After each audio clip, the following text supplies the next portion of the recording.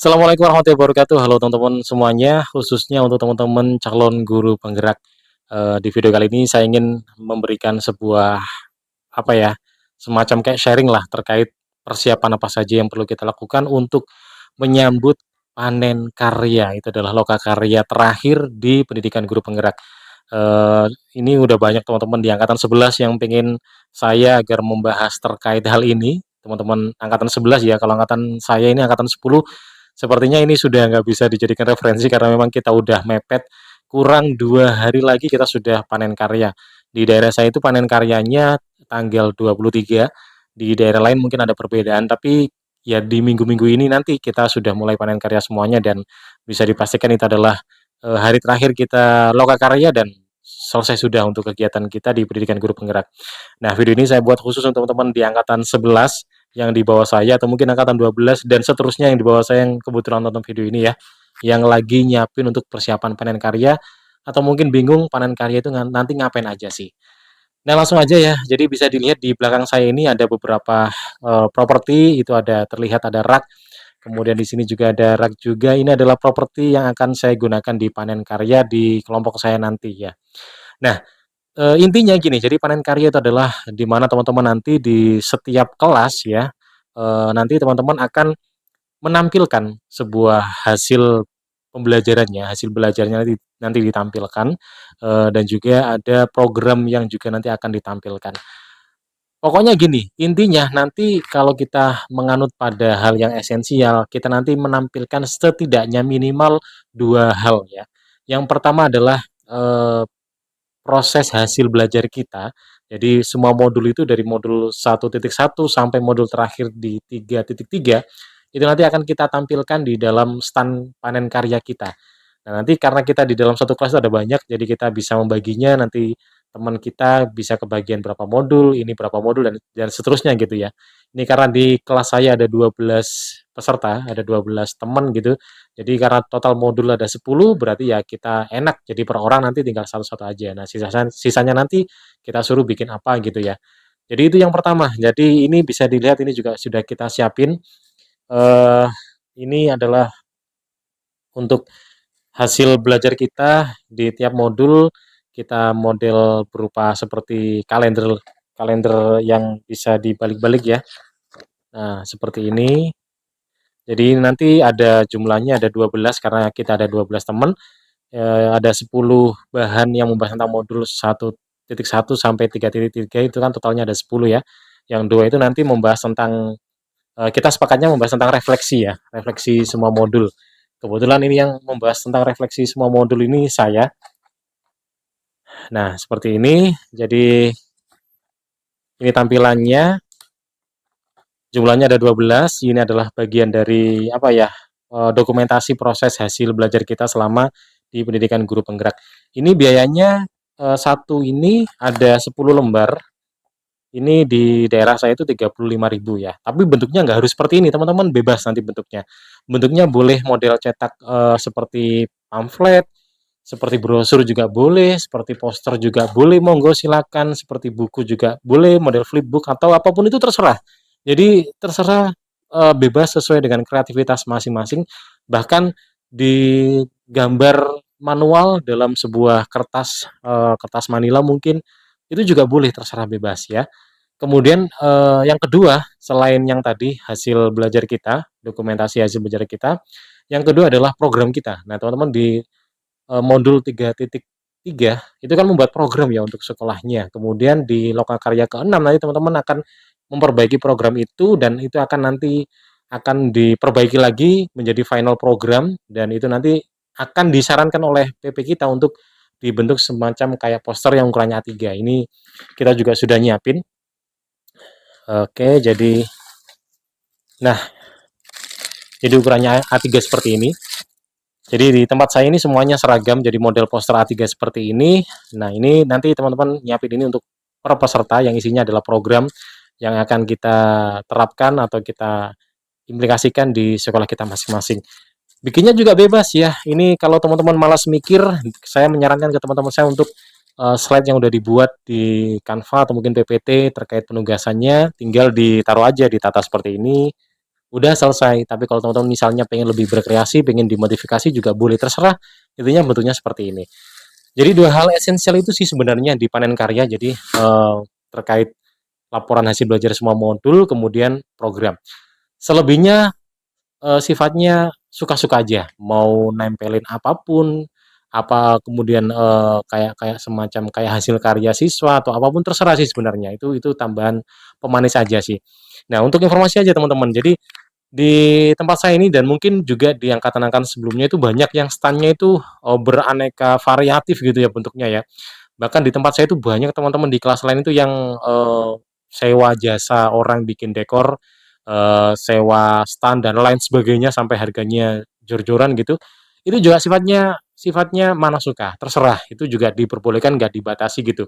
Tapi kalau teman-teman tanya saya sih orangnya sangat sangat minimalis, sangat praktis gitu. Jadi karena memang nanti kita hanya euforianya cuma sekali aja, kemudian nggak ada yang namanya status stand terbaik atau kelas terbaik, jadi ya hanya gelar karya, panen karya aja gitu. Jadi nggak ada semacam kayak follow up rewardnya dan saya pikir kalau saya harus menyewa jasa stand, membuat semacam kayak terop ataupun apa gitu, kayaknya buang-buang duit gitu kayaknya, kalau bagi saya gitu. Jadi mending kita uangnya sisa dan bisa kita gunakan untuk jalan-jalan bareng, farewell party bareng gitu kan lebih enak dan kalau sisa bisa kita bagikan kembali, bisa kita kembalikan ke masing-masing teman gitu. Jadi saya minimalis di sini, jadi saya hanya pakai rak-rak buku yang teman-teman punya, teman-teman saya punya, saya suruh bawa ke sini. Di sekolahnya yang ada rak seperti ini, saya suruh bawa. Kemudian hasil karya siswanya seperti prakarya. Ini kan hasil karya di siswanya ya, seperti prakarya, prakarya gitu kan pelajaran prakarya. Kemudian lukisan-lukisan yang nempel-nempel di dinding itu nanti juga saya bawa itu pelajaran-pelajaran SBK biasanya kan. Kemudian buku-buku dan lain sebagainya. Itu nanti akan saya bawa dan kebetulan itu juga sesuai dengan program. Saya kan programnya gelisah ya, gerakan literasi sekolah dan sudah mencetak beberapa buku, itu nanti saya bawa karena memang sesuai. Ada teman saya programnya adalah apa ya, semacam kayak daur ulang sampah digunakan menjadi sebuah alat kreasi. Ini juga sesuai. Jadi pemanis ini dibebaskan tapi disarankan yang sesuai dengan program kita gitu.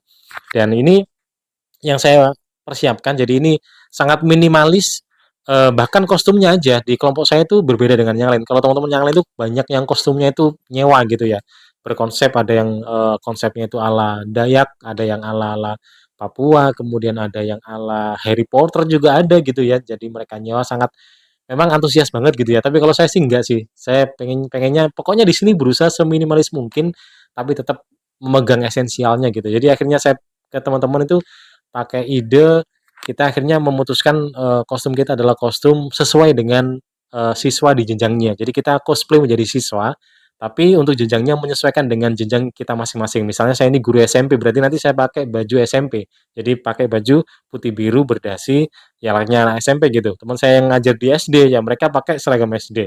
Teman saya yang ngajar di SMA pakai seragam SMA, teman saya yang ngajar di TK ya pakai seragam TK gitu.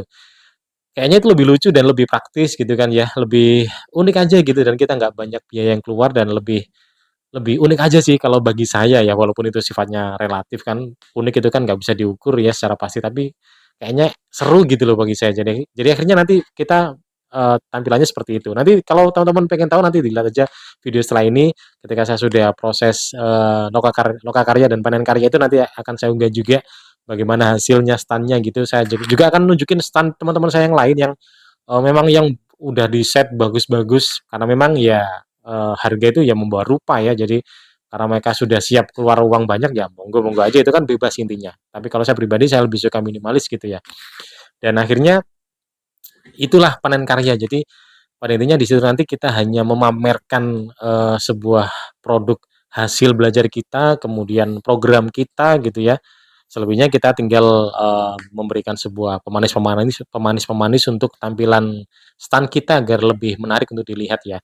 Selebihnya nanti akan saya buatkan lagi videonya khusus ketika saya panen karya biar nanti teman-teman tahu bagaimana bentuk dekorasi untuk kelas saya gitu. Jadi kelas saya itu sangat simpel banget. Bahkan saya itu untuk samping-sampingnya kalau kelas lain tuh mereka pesen pesen kayak kayak stand gitu ya pembatas gitu. Kalau saya enggak, saya malah pakai X banner. Jadi saya beli kerangka X bannernya di online gitu kan harganya sekitar 20 ribuan, murah banget. Itu sejumlah 12. Kemudian otomatis saya nyetak banner sejumlah 12 dan itu isinya banyak. Jadi kita nanti di lokasi nggak perlu nempel-nempel lagi, kita tinggal pasang es banner itu aja. Dan ketika selesai nanti ya setiap teman ya akan saya bagikan untuk kerangka es bannernya karena saya belinya 12 dan jumlahnya juga pas dengan jumlah teman. Ya ketika selesai acara ya nanti mereka akan membawa kerangka itu masing-masing gitu. Itu lebih berfungsi dan lebih praktis bagi saya daripada saya harus menyewa jasa orang untuk membuatkan stand gitu ya, membuatkan pembatas gitu. Saya pikir kalau udah selesai itu dibuat apa gitu kan ya. Kalau kita nyewa ya akhirnya kita kembalikan. Kalau kita nyuruh bikinin ya nanti kalau udah selesai kita taruh di mana juga kita bingung gitu ya. Mau diserahkan ke salah satu peserta juga nggak enak dengan peserta yang lain karena itu juga uang bersama gitu. Jadi akhirnya ya itu tadi, saya itu mikirnya pokoknya praktis minimalis gitu. Karena di sini kita tidak ada ketentuan harus berapa keluarnya begitu ya. Intinya kita di sini bebas berkreasi karena karena esensialnya adalah kita ini adalah panen karya untuk hasil belajar kita. Ada dua hal tadi yang minimal yaitu dokumentasi tiap hasil belajar di tiap modul dan kedua adalah program kita yang tadi bentuknya poster. Ya udah itu selebihnya tinggal terserah teman-teman aja sih gitu. Jadi itulah hasil sharing saya terkait persiapan ini ya, dan teman-teman nanti jangan lupa untuk anggarannya juga ada dari BPGB nanti kita dapat kalau di angkatan saya ini dapatnya 150.000 untuk persiapan jadi masing-masing peserta. Jadi di total ada 12 peserta, tinggal di total aja satu kelas berarti dapatnya berapa gitu ya. Kemudian kalau di kelas saya dan di kelas lain juga hampir serupa, setiap kita loka karya itu kita selalu patungan gitu. Jadi kita store, kita kan dapat ya uang uang untuk kita pelatihan itu kita store ke bendahara kita punya bendahara tiap kelas juga ada. Jadi setiap loka itu kita store 100.000. Jadi kita terkumpul ada total 6 loka karya ya, berarti 6 dikali 100.000 berarti per peserta udah nyimpen 600.000 di total sejumlah 12 orang jadi ketemunya udah 6 juta lebih gitu.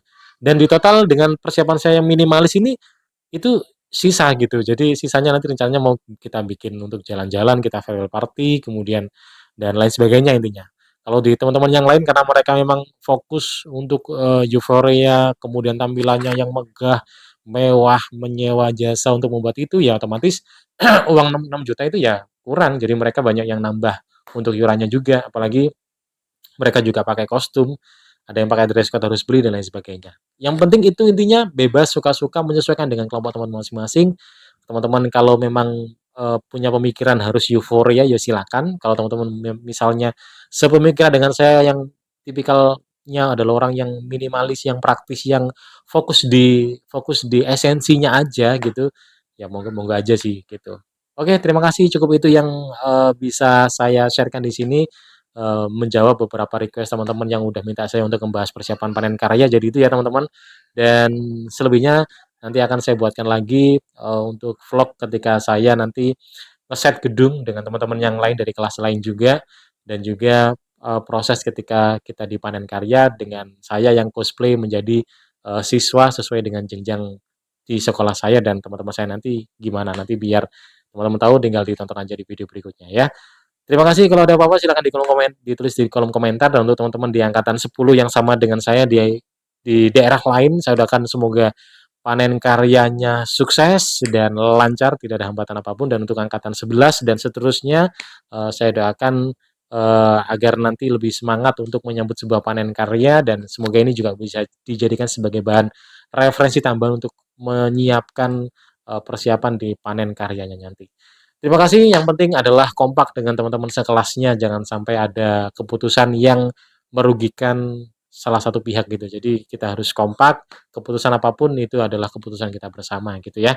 Baik, terima kasih udah nonton video ini dan kita jumpa lagi di video berikutnya. Assalamualaikum warahmatullahi wabarakatuh, sampai jumpa.